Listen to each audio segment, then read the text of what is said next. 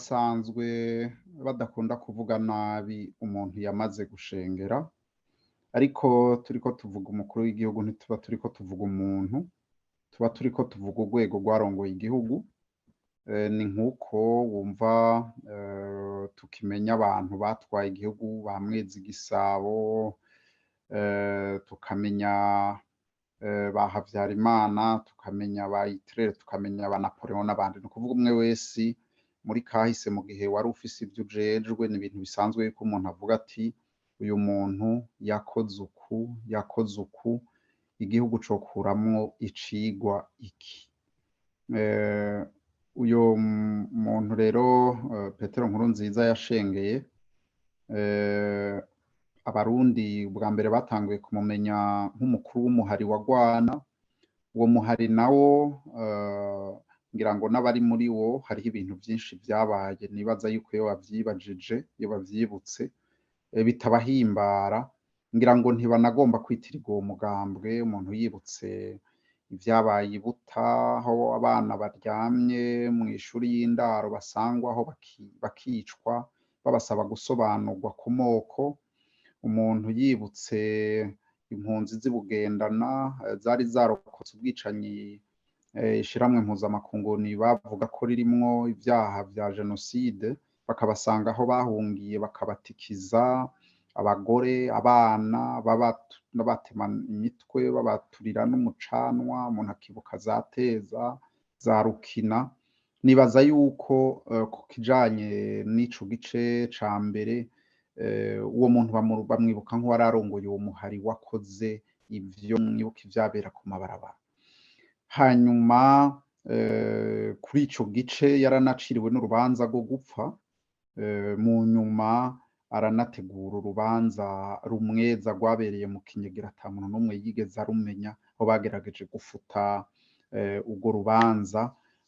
Yabaye umukuru w'igihugu rero atwara kubera imyumvikano wo kurondera amahoro, aje afise urubanza rwo gupfa yamaze guciribwa.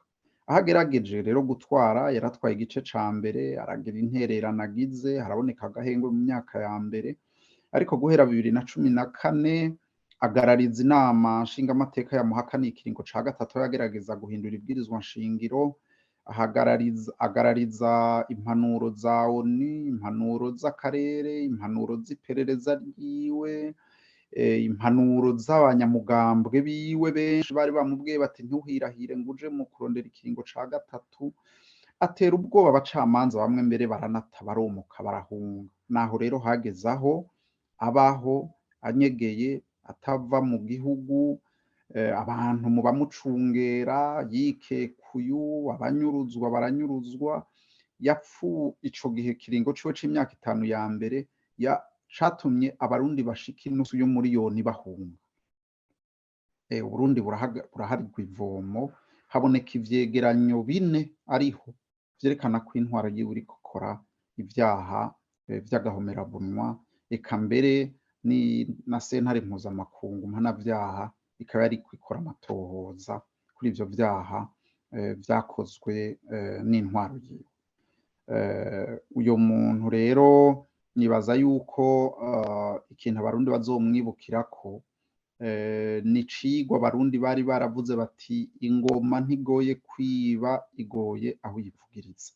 Iyo myaka 5 ya nyuma yaheze adasohotse igihugu, yaheze igihugu cagiye mu bukene budasanzwe, abarundi baratatanye, umwumvikano wari warubatswe n'amasezerano y'Arusha warasenyuwe, igihugu gisigaye aragati kawaga gasigaye kirebanga.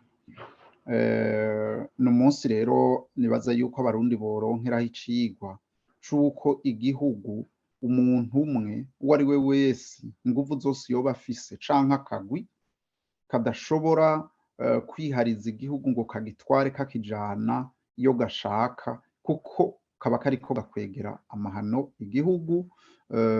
Ivyo navyo ingaruka zikagwa ku banyagihugu. Murabona yuko uwo mwobo twaguyemwo guhera ico gihe n'ubu ntibirakunda ko tuwusohoka.